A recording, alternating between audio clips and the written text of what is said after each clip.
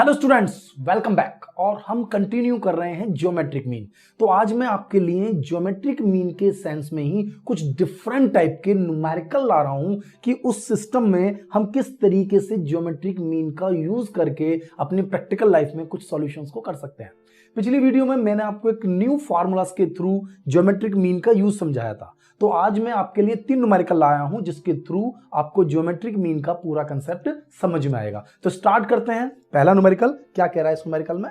देखिए बेटा, इस न्यूमेरिकल में मुझसे कह रहा है the annual rate of growth of output, यानी कि जो आपका प्रोडक्शन है उसकी जो ग्रोथ यानी इंक्रीमेंट, यानी कि जो एक फैक्ट्री है उसमें लगातार जो प्रोडक्शन हमारा बढ़ रहा है। पहले साल बढ़ा है, मतलब 5 साल तक बढ़ा है वो, तो 5 साल की डिटेल उसने मुझे दी है कि पहले साल वो 5% बढ़ा है, दूसरे साल 7.5%, तीसरे साल 2.5, ठीक है, चौथे साल 5 और 5वें साल वो 10% इंक्रीज हुआ है। यानी कि जो प्रोडक्शन है मेरी फैक्ट्री का वो इस तरीके से बढ़ रहा है लगातार। अब देखिए, what is the compound rate of growth, compound rate of growth of output per annum of the period. तो आपको एक ऐसी ग्रोथ रेट बतानी है, एक ऐसे रेट बतानी है जिसको कि हम यदि कंपाउंडली, देखिए आप समझिए खुद, यदि हमारे फैक्ट्री का प्रोडक्शन पहले साल 10% बढ़ता है तो अगले साल अगर हम कहेंगे तो वो 110 तो ऑलरेडी हो चुका। अब जो प्रोडक्शन बढ़ेगा वो 110 के आगे परसेंटेज बढ़ेगा। अगर मैं कहूं कि फिर 10% बढ़ा तो फिर 10 नहीं बढ़ेगा, फिर वो 11 बढ़ेगा, क्योंकि 110 का 10% 11।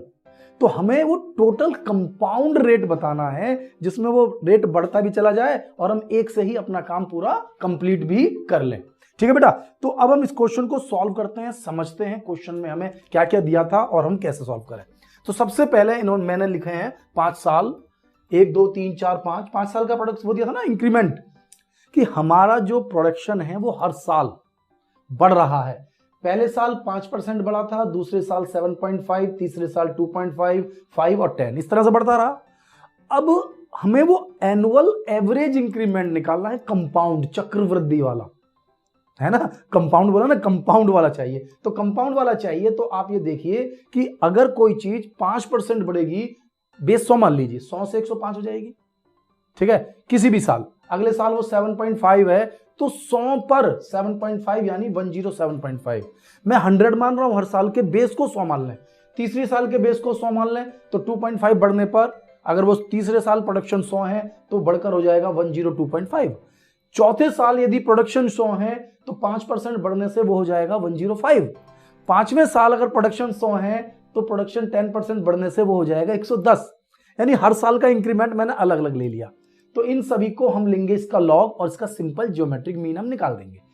लॉग लेने का तरीका हमारा बिल्कुल सीधा सीधा है। सबसे पहले डेसिमल से पहले डिजिट देख लीजिए, यहां डेसिमल है ही नहीं, ठीक है ना।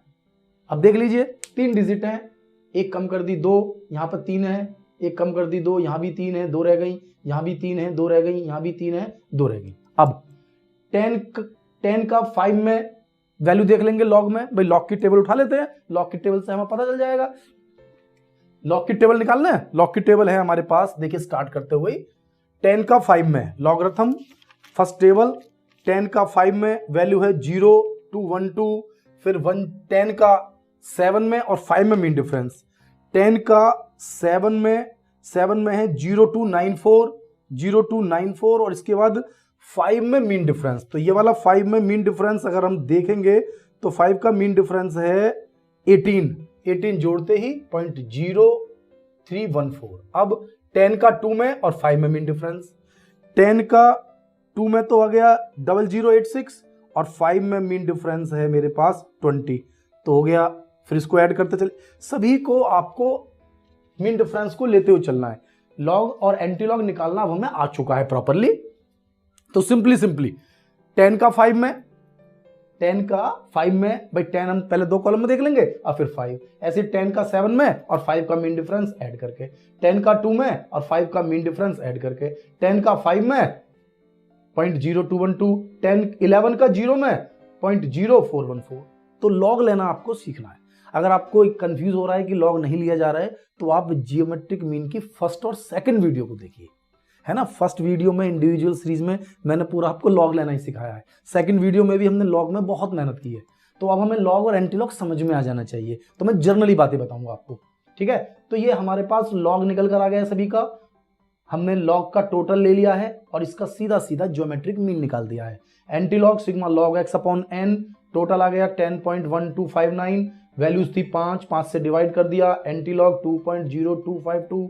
इसका एंटी लॉग लूंगा मैं, एंटी लॉग कैसे लेते हैं, हमेशा डेसिमल के बाद, दशमलव के बाद लूंगा, यानी कि 0 का 5 में, 0 का 5 में और 2 का मीन डिफरेंस उसमें जोड़ दूंगा, 2 का मीन डिफरेंस उसमें जोड़ दूंगा, वैल्यू आ जाएगी 1059, 1059। अब डेसिमल से पहले वैल्यू देखता हूं क्या लिख रहा है, 2 लिख रहा है, एक और जोड़ दो, जो भी लिख रहा है उसमें एक और जोड़ दिए, वैल्यू होगी 3, 3 के बाद डेसिमल, लेफ्ट से राइट की तरफ 1 2 3, 3 डिजिट के बाद डेसिमल लगा दिया, यानी आंसर आ गया 105.9। यानी कि जो ग्रोथ है वो एवरेज ग्रोथ, मतलब जो वैल्यू है अगर वो 100 पर वैल्यू देखूं तो 105.9 हो जाती है। तो ग्रोथ रेट क्या है, 100 तो बेस है ना उसका, 100 हटा दो उसमें से, 105.9 माइनस 100, यानी कि जो हर साल की ग्रोथ रेट है वो 5.9% है। यानी कि जो डिफरेंट रेट्स हैं, अगर मैं इनका एवरेज लूं, लेकिन इनका एवरेज सही नहीं आएगा, अगर आप सिंपल एवरेज निकालेंगे आंसर आएगा ही नहीं, क्योंकि कंपाउंड है, बढ़ी हुई वैल्यू के ऊपर बढ़ानी है परसेंटेज, तो 5.9% से ये सारी ग्रोथ रेट मैच कर जाएंगी, यानी कि हमारी ग्रोथ रेट इस फैक्ट्री में 5.9% है कंपाउंड। इसी तरह से एक और न्यूमेरिकल ले लेता हूं, थोड़ा और अच्छा समझ में आ जाएगा, कंसेप्ट क्लियर होने लगेगा। इसमें क्या कह रहा है, इसमें डेप्रीसिएशन का है, इसमें लगातार बढ़ रहा था, इसमें लगातार घट रहा है, ठीक है ना। बढ़ने वाले क्वेश्चन को, ये जो वाला जो क्वेश्चन है, हम इसे चाहें तो जो पिछली वीडियो में मैंने आपको फार्मूला लिखवाया था रेट का, R = P(n/P0 - n), मतलब n√n - 1 का, उससे भी हम इसे सॉल्व कर सकते हैं, ठीक है। लेकिन इसको नहीं कर सकते हैं, ये वाला हो ही नहीं सकता, क्योंकि इसमें नेगेटिव वैल्यूज है, डेप्रिसिएशन से वैल्यू कम होगी, बढ़ेगी नहीं, तो डेप्रिसिएशन काट रहा हूं। तो एक मशीन है, मान लीजिए कि वो 40% फर्स्ट ईयर में डेप्रिशिएट होती है, ठीक है, सेकंड ईयर में हम उस पर 25% का डेप्रिसिएशन लगाते हैं, थर्ड ईयर में हम उस पर लगाते हैं 10% का डेप्रिसिएशन, और ये आने वाले 3 साल तक चलता रहेगा। देखो सुनिए, पहले साल 40%, दूसरे साल 25%, और उसके बाद सेकंड ईयर के बाद 10% per annum for the next 3 year, अगले 3 सालों तक 10% चलता रहेगा। यानी कि अब आप देखते चले जाएं, पहले साल 40, दूसरे साल 25, तीसरे साल, चौथे साल, पांचवें साल, सभी साल 10%। हमने 5 साल ले लिए, बेसिक हम मान लेते हैं वही असेट्स की वैल्यू हमारे लिए पूरी की पूरी 100 है ना, असेट्स की वैल्यू 100 है, और यदि हम पहले साल 100 पर 40% डेप्रिसिएशन काटें तो वैल्यू रह जाएगी 60। सेकंड ईयर में भी जो वैल्यू बची हम उसे 100 बेस मान रहे हैं ना, बेस 100 ही मान रहे हैं, वरना घटकर 60 रह गई, 60 में से 25% घिसना चाहिए था, लेकिन नहीं, ये 60 रह गई। नेक्स्ट ईयर फिर हम बेस अगर 100 माने और उसमें से 25% रिड्यूस हो जाए तो वैल्यू हमारी 75 रह जाएगी। थर्ड ईयर में यदि हम फिर माने कि असेट्स की वैल्यू 100 है, 10% डेप्रिसिएशन काटने के बाद वैल्यू बच जाएगी 90। नेक्स्ट ईयर फिर हम 100 मानेंगे और 10% डेप्रिसिएशन कटने के बाद भी वैल्यू बची 90, ऐसे ही नेक्स्ट ईयर में वैल्यू बची 90। अब हमारे पास ये वैल्यू आ गई है और अब हम इसका ज्योमेट्रिक मीन ले लेंगे।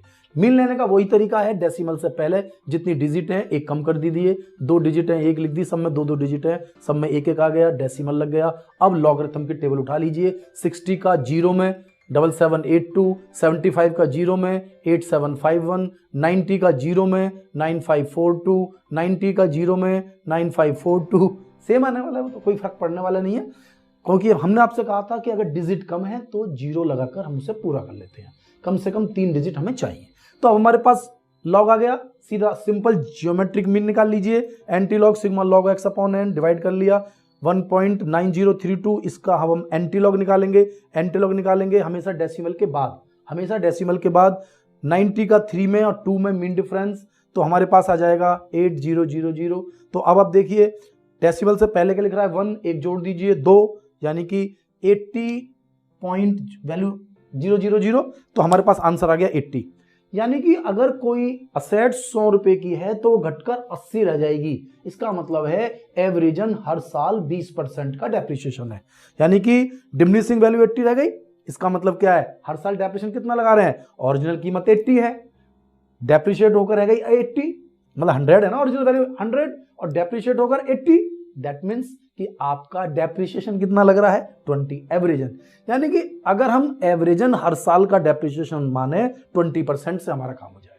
यानी पहले साल 40, 25, 10, 10, 10 लगाएं, इसकी बजाय यदि हम हर साल 20% डेप्रिसिएशन लगाएं तब भी आंसर यानी कि जो असेट्स की वैल्यू बचेगी वो सेम बचेगी। यानी डेप्रिसिएशन का एवरेज इस तरीके से कैलकुलेट किया जाता है।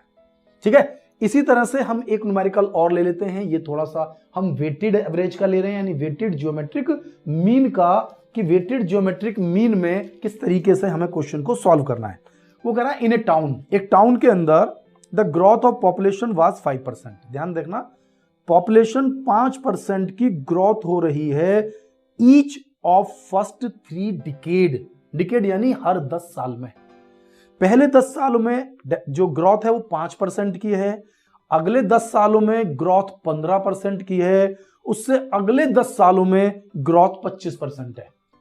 ठीक है, तो जो पॉपुलेशन है पहले 100 की थी 105 हो गई, अगले 10 सालों में 100 से 115 हो गई, अगले 10 सालों में 100 से 125 हो गई। लेकिन ध्यान देना 10-10 सालों में, तो जब हमें 10-10 सालों का लेना है तो यहां पर थोड़ा सा आपको ध्यान देना है, सिंपल की बजाय हम यहां वेटेड एवरेज का यूज करेंगे। और वेटेड एवरेज का यूज करने के लिए भी जो हम वेट लेंगे वो स्टार्टिंग में सबसे ज्यादा लेंगे, यानी सबसे कम वैल्यू के लिए ज्यादा, फिर कम और फिर कम, यानी 3 to 1 लेंगे, 1 to 3 नहीं लेंगे।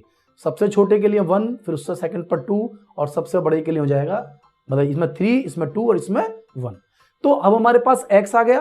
पहले तो ये समझ लीजिए ना, पॉपुलेशन पहले 10 सालों में हर साल 5-5% बढ़ रही है, उससे अगले 10 सालों में हर साल पॉपुलेशन 15-15% बढ़ रही है, उससे अगले 10 सालों में हर साल पॉपुलेशन 25-25% बढ़ रही है। तो ये एवरेज निकालने में बड़ा गड़बड़ जाएगी, 30 साल का हो गया। तो इसमें हम वेटेड एवरेज का यूज कर लेते हैं कि वेटेड एवरेज ले लिया है 3 to 1, यहां पर आप इसका लॉग ले लेंगे। लॉग लेने का रूल आपको क्लियर ही है, 3 डिजिट हैं डेसिमल से पहले, तीनों में सब में 2 to 2 आ गया, पॉइंट लग गया। अब 10 का 5 में देखेंगे तो 0 to 1 2 आ जाएगा, 11 का 5 में देखेंगे तो 0607 आ जाएगा, 12 का 5 में देखेंगे 0969 आ जाएगा।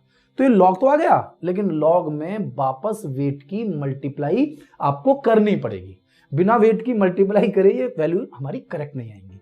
तो वेट की मल्टीप्लाई कर दी तो log xw, ठीक है, log xw divided by w, log xw divided by w, और उसका हम ले लेंगे एंटी लॉग, यानी कि ये डिवाइड बाय ये वैल्यू आ गई, इसका अब एंटी लॉग ले लीजिए। एंटी लॉग हमेशा डेसिमल के बाद लेते हैं, डेसिमल के बाद, यानी कि 04 का 6 में या 04 का सीधा 7 में ले लीजिए, क्योंकि यहां पर यदि मैं इसको अप्रोक्स करूंगा तो 9 की जगह हो जाएगा सीधा 10, ये 10 हो जाएगा तो ये हो जाएगा 7, यानी कि ये वैल्यू जो सॉल्व होकर आ रही है वो ये आ रही है 2.047, 2.047। इसको हम इस तरह से भी लिख सकते हैं।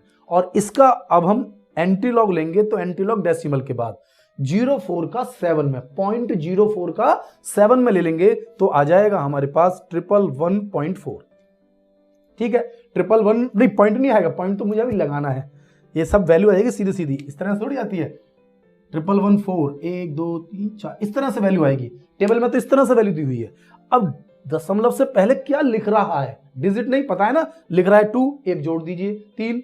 अब लेफ्ट से राइट की तरफ 3 डिजिट गिन लीजिए, 1 2 3, यानी कि यहां पर लग गया दशमलव, यानी कि 111.4, यानी कि पॉपुलेशन हर साल का एवरेज जो मेरा कहता है वो 100 से 111.4 हो जाएगी। यानी कि बेस अगर 100 लूं तो बढ़कर कितनी होगी 111.4। 100 इसमें से आपको हटाना पड़ेगा क्योंकि 100 तो आपने बेस लिया हुआ है, आपको तो रेट चाहिए, आपको बढ़ी हुई पॉपुलेशन थोड़ी चाहिए। तो इसमें से 100 माइनस कर दिया तो 11.4%, यानी कि हर डिकेड में, हर 10 सालों में जो एवरेजन पॉपुलेशन बढ़ रही है, अब एवरेजन पॉपुलेशन बढ़ रही है, अगर वो कंपाउंड रेट पर चेक की जाए तो 11.4% है। ध्यान देना, तीनों ही क्वेश्चन में मैंने कंपाउंड कैलकुलेट किया है। जब भी हम ज्योमेट्रिक मीन का यूज कर रहे हैं तो हम कंपाउंड कैलकुलेट कर रहे हैं, कंपाउंड कैलकुलेट हो रहा है, यानी कि जो वैल्यू थी वो 100 से 105 हो गई। ये नहीं कि हम इनका मीन निकाल लें, इनका टोटल लेंगे तो हमारा एवरेज निकालेंगे तो गलत आएगा। हम ज्योमेट्रिक मीन निकाल रहे हैं कि 100 से 105 हो गई, तो नेक्स्ट ईयर भी अगर हम उस 105 को 100 माने, 105 को 100 माने तो 107 हो रही है। तो इस तरीके से जब वैल्यू कैलकुलेट करनी है तो केवल जियोमेट्रिक मीन ही उसका आंसर होता है, और डिफरेंट डिफरेंट तरीके के डिफरेंट डिफरेंट यूज हम जियोमेट्रिक मीन के कर सकते हैं। ठीक है, तो बेटा मिलता हूं आपसे मैं नेक्स्ट वीडियो में। Thank you.